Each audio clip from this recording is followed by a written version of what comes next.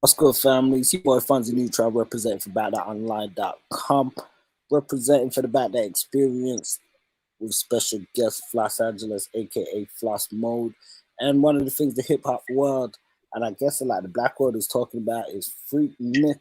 So this is something that we try to do a bit of knowledge on. Obviously, out here in the UK, it's not something that I'm familiar with or had a chance to check out, but Floss has been out there, so we're going to be getting his memoirs on some of it. So let's give a bit of update.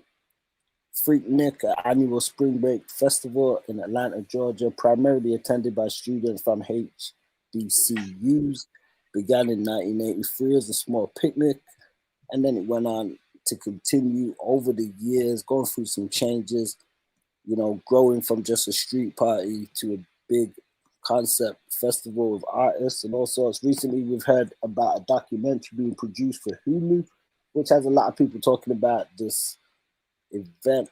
So we've seen people putting up their pictures, sharing some of their memories and stuff like that. So we're gonna check in with some from Floss.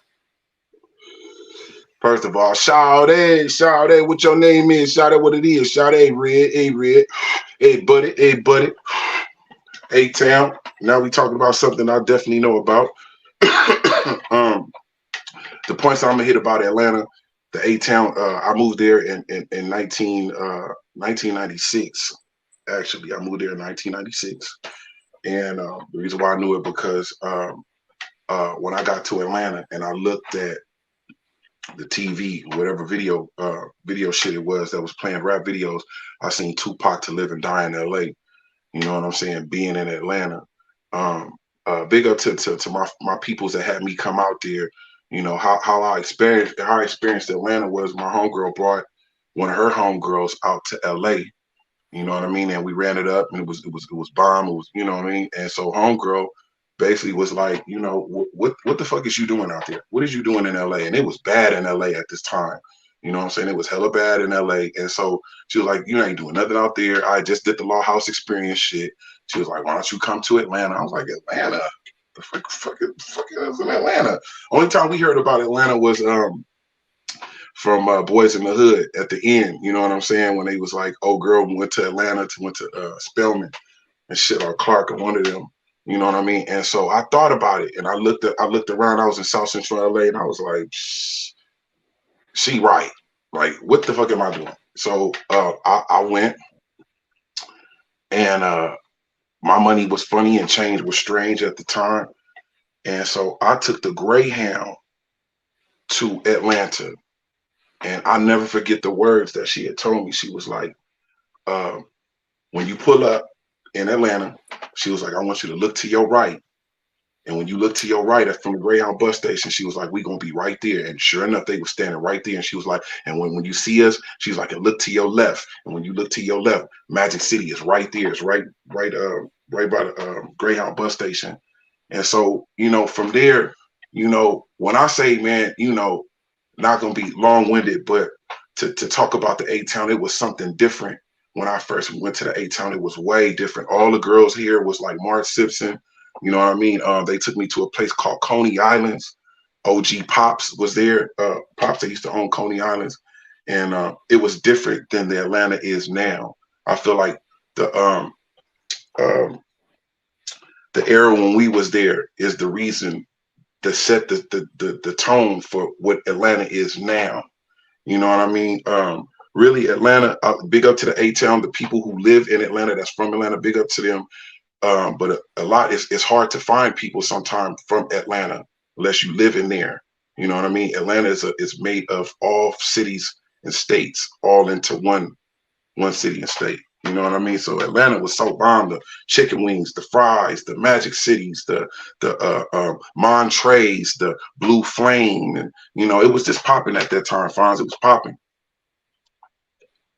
Yeah, I mean, you mentioned going down the Greyhound. How long did that Greyhound take from the west end to the south? Oh man, every bit of 3 days, bro. You know what I'm saying? Every bit of 3 days.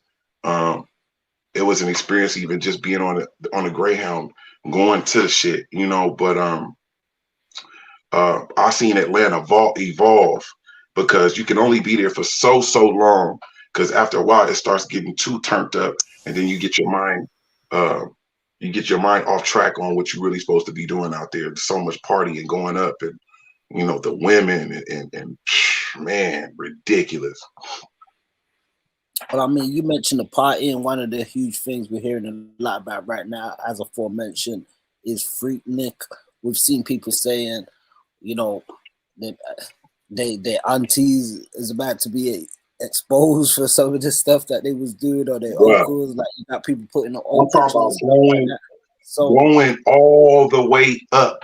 Like, the Freaknik was so off the meat rack. I can, Bam, I know Bam, he living a different life right now, so I can talk about this. But, I remember at the time with me and Bambino from Himalayas, my group, when they came out, at first, when I went out there, everybody was like, "Oh, Floss, you about to be South Mouth. You gonna change up, all that. You gonna get you a gold grill and all this shit." But then they really started seeing the blackness of it, the black people making it, the people that you trying to get in contact with that you can't seem to find was out there in Atlanta. And so I can recall being doing the Freaknik and being on the freeway, and the freeways like this, and it was so many people for the eye that you could see, that we were serving zips of weed, of marijuana on the freeway. The police right here looking at us. He can't get to us because we on the opposite side of the freeway, and it's jam packed, to where the freeway people would just park their cars on the freeway and get out and be playing their music. Girls is before twerking. I wish that Instagram and social media was big at that time, because you would see I'm talking about, I seen for myself a U-Haul pull up, and we at the light, and the U-Haul is in front of us. All of a sudden the doors open up, and it's like 10 girls in the back of a U-Haul twerking. Like, that type of shit. Crazy. Yeah, that sounds crazy. I mean, even you mentioned even just like twerking and stuff. I remember back in the day, one of my cousins, he used to go out to the States a lot. Shout out to Beanie, and he used to bring back like the DVDs, like Uncle Luke, Luke's Freak Fest and things of that nature. And, that was some of the first times I used to see like twerking and stuff like that. Cause that wasn't, a big thing out here, and especially it wasn't a big thing like it is now, where everybody's sort of doing it. So even just you mentioning, like, seeing stuff like that, like, those kind of unreal images, like a U-Haul truck pulling up and people, partying and getting buck wild and stuff. So I mean, what year was that you was out there? Oh man, this was 90 artists out there at that time. 97. The real years were like before everybody really jumped on it. It was like 94, 95, 96, 97, 98, 99, 2000, and then the violence started coming, and then girls was getting raped, and then all of a sudden, like, it was like when it first started popping off, it was the elite of college kids and people, black people out there trying to make something of themselves. And this is the spring break. The white kids got Daytona Beach and all they, Havasu and all the rest of the stuff that they got, but really black people really didn't have nothing. So Atlanta became it. And then after it kind of left Atlanta, it tried to go to Houston, but it just wasn't the same. You know what I mean? But when I say like the Freaknik, Piedmont Park, this is when you seen the Brat, you seen Bow Wow, you seen B.I.G., you seen Tupac out there. I remember Bam was telling me a story when he was out there one time where he seen the dude had a 6'4" Impala hitting the switches and seen Tupac out there. Tupac jumped up in his shit. You know what I'm saying? He was so fascinated, he let Pac hit the switches, and Pac was fucking the switches all up and burning the switches all up.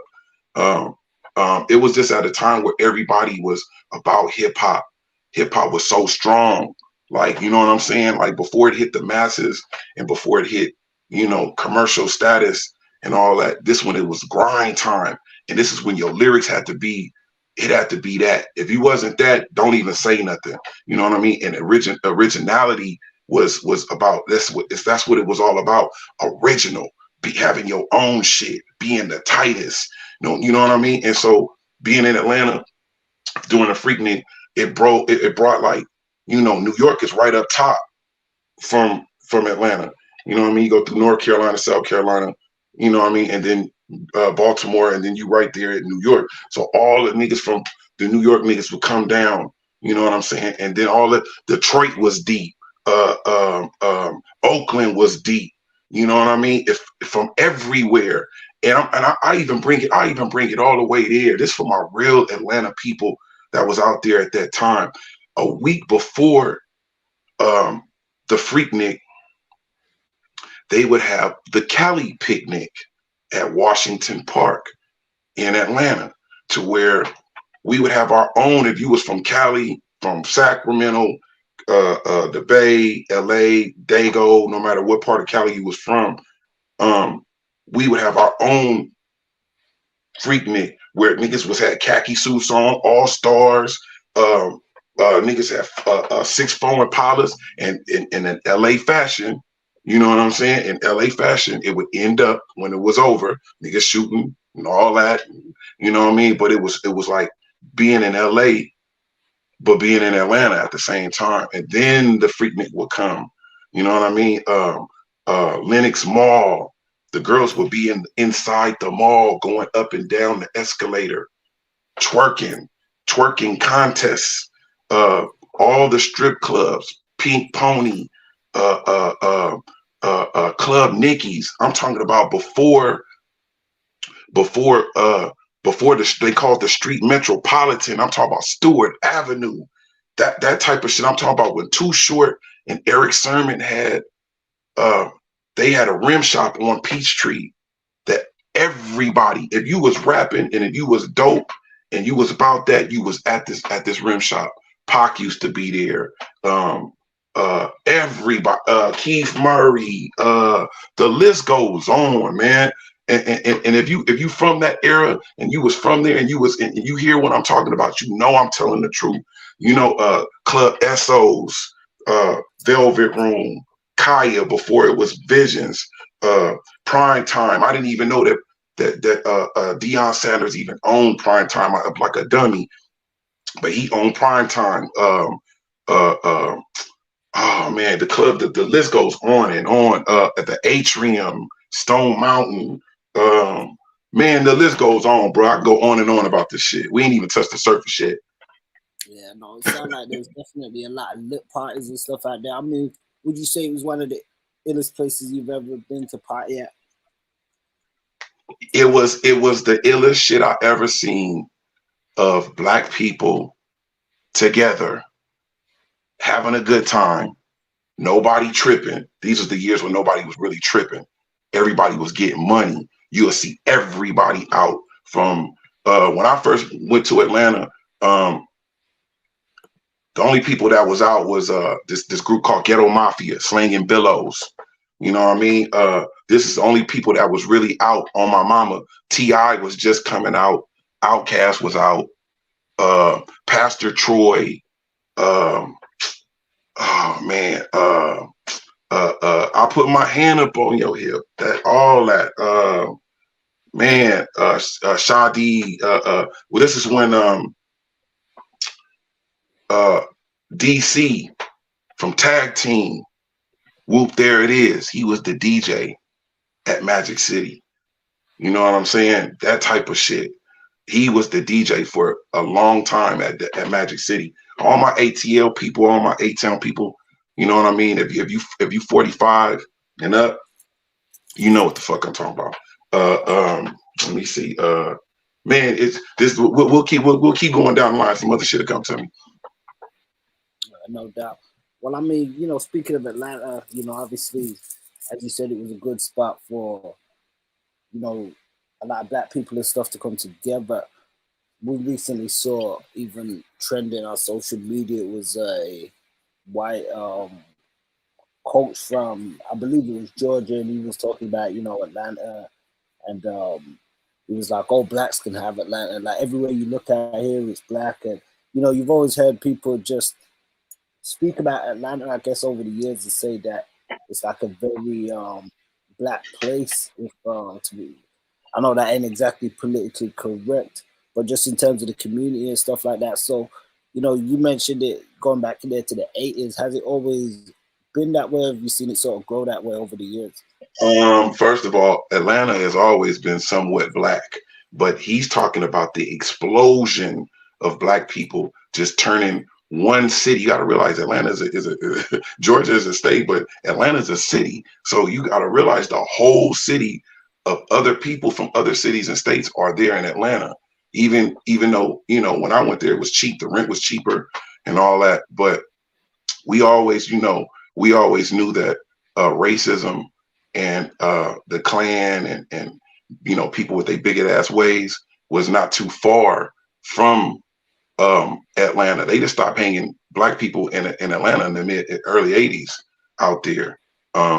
You know, you leave from out Atlanta and go to these other you little stick, you know, hick stick type of towns, it could happen to you. But for some reason, for some odd reason, I when I was there, I could appreciate the racism out there.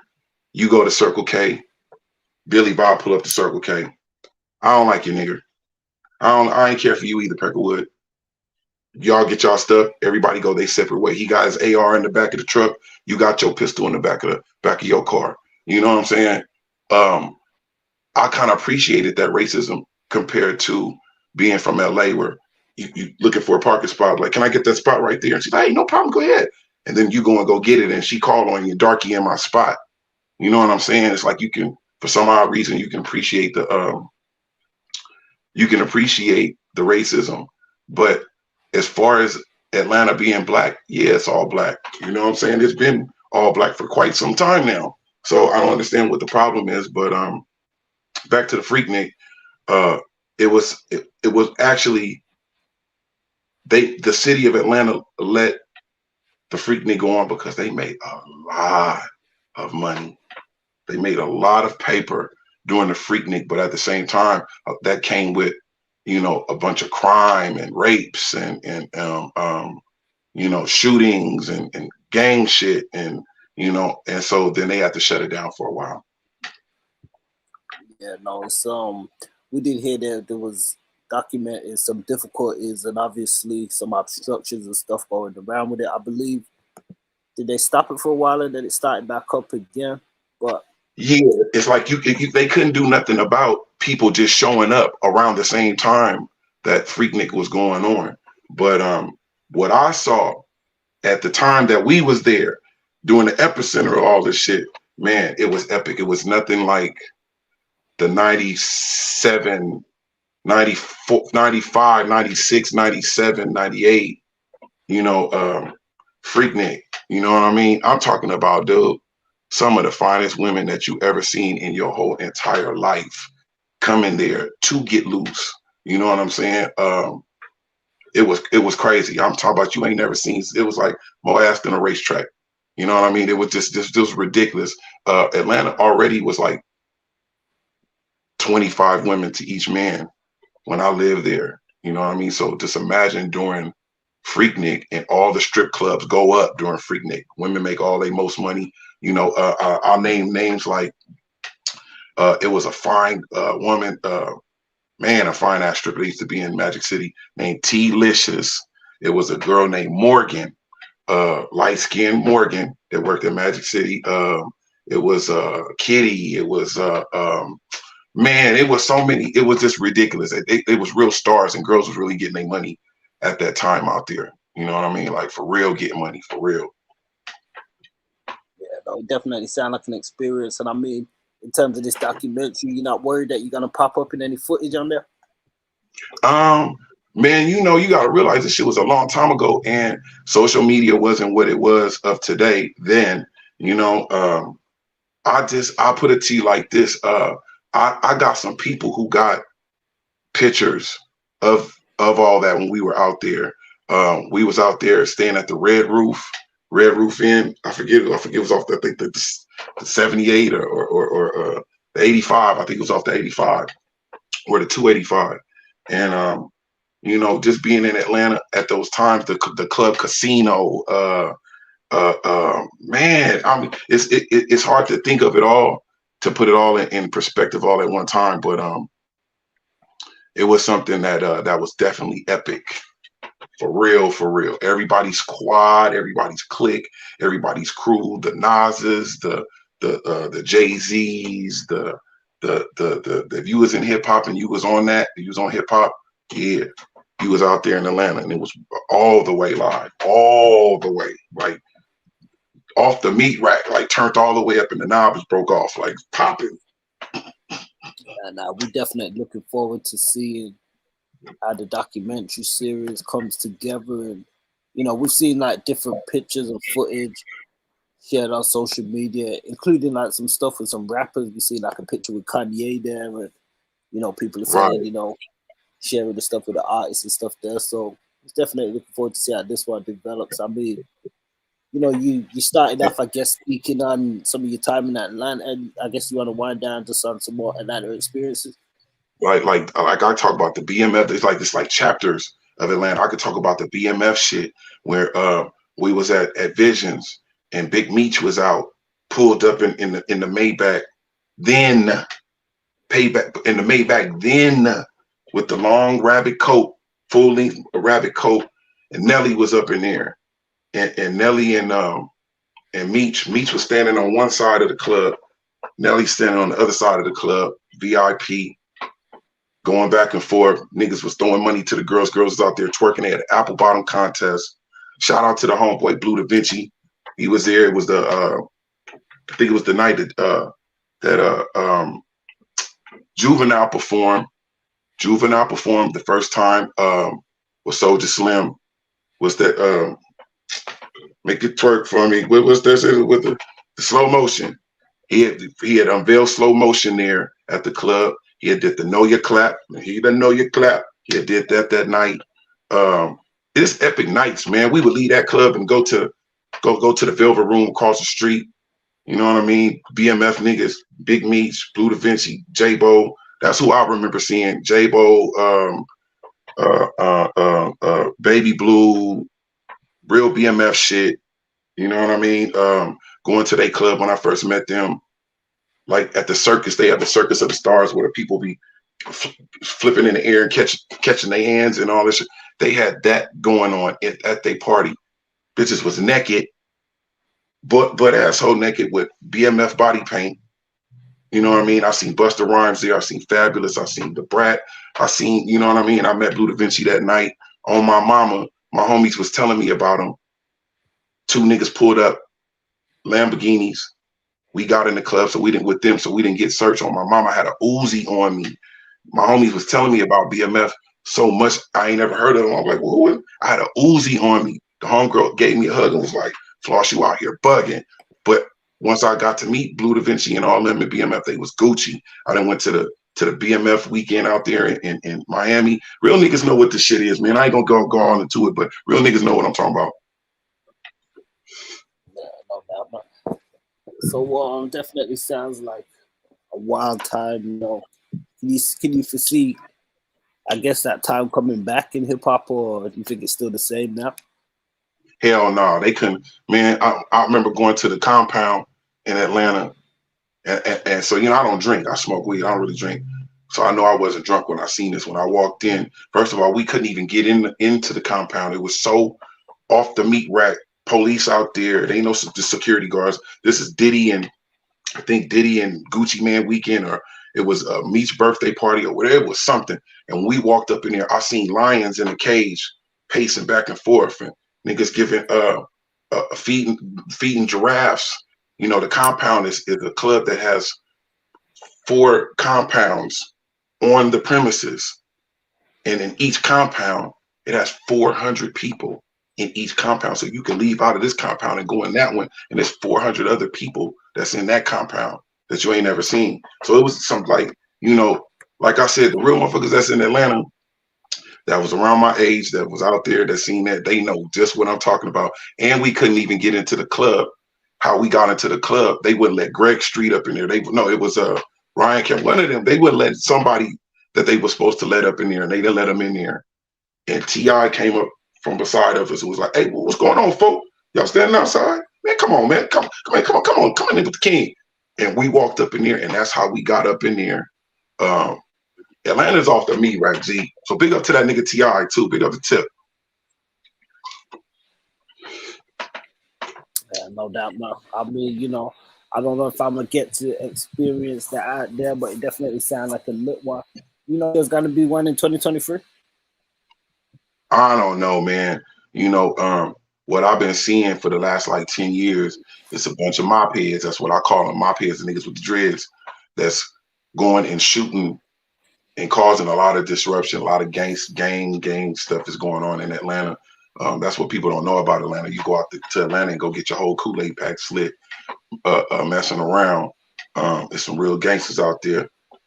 LA card, the New York card. It's a lot of going on out there. I love Atlanta though. I remember being in Atlanta the very first time being in Atlanta and hearing this song. Forever I love Atlanta. Forever I love Atlanta. Forever I love Atlanta. The shawty boy. The real Atlanta shit. I'm talking about the Red Dogs. The Red Dogs. The hood police. Where when Atlanta police didn't want to go up in the hood because they knew what it was, you're gonna get clapped.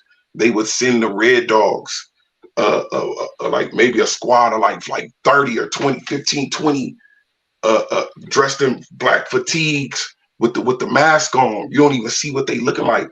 And the type of things that they was doing was, if you be up in there pumping and you got 10 pounds up in there with you, 10 pounds of marijuana, they would kick your dough in and they would take 7 of them and leave you 3.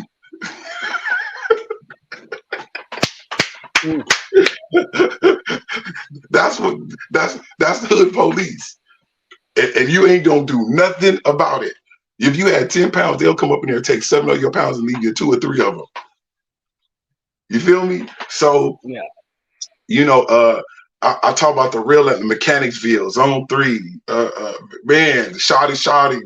You know what I mean? We need to talk about the Clark, Atlanta, Spelman. I was out there when Maya Campbell was going to Spelman. You know what I mean? Like what's the homegirl from the Cosby Show? Like, you know what I mean? My homeboy worked at Spelman as security, so they had fashion shows at Spelman. But the girls would come out in bathing suits that went there and all. I talk about the real Atlanta, the A-town. You know what I mean? I stayed off of Cascade. You know what I mean? Near the dungeon, near Outcast. I used to go to the dungeon. You know what I mean? Off of Cascade. Big up to Rico Wade and Outcast. And my homeboy Suge from Organized Noise. Big up to Suge. You know what I mean? Big up. No doubt, man. So let's wind down for the people on this one. Freaknik, as I said, the documentary series is going to be coming soon on Hulu. I believe there's a few little clips out there people could check out, and so on and so forth. You got the California project that you're working on as well. I don't know if you want to speak quickly on that before we wind out. Yeah, man. I'm definitely about to write. It's almost done too. I'm writing my book called Atlantafornia, leaving from LA, California, coming to Atlanta. It's gonna definitely rouse a lot of eyes. You know what I mean? I'm just speaking about the tip of the iceberg of some of the things in the book, but I still got like some real facts and real things that, if you're from the A-town and you love Atlanta like I love Atlanta, it's a part of me just like I love New York. I've lived in New York many years too. I'm from LA, but these two, these two cities and states, New York and Atlanta, that's definitely in me. That's why you'll hear me be like a fuck ass nigga, you know what I mean? You know what I mean? And then in New York, I'm like, fuck out of here. You know what I mean? Like I have these three cities and states in me. So, look out for the book coming out probably at the end of the year called Atlantafornia by Los Angeles. No doubt, man. So we're definitely gonna be chiming in with some updates on that book, Atlantafornia. Definitely shouts out to all the family out there in the States, on the West Coast, on the East, in the South, Atlanta, ATL, Dirty, New Orleans, all that other good stuff. Your boy Fonzie Neutron representing for BoutThatOnline.com. Los Angeles, aka Big up to everybody, man. Hit that share and that like, hit that share and that subscribe and that like button too, though.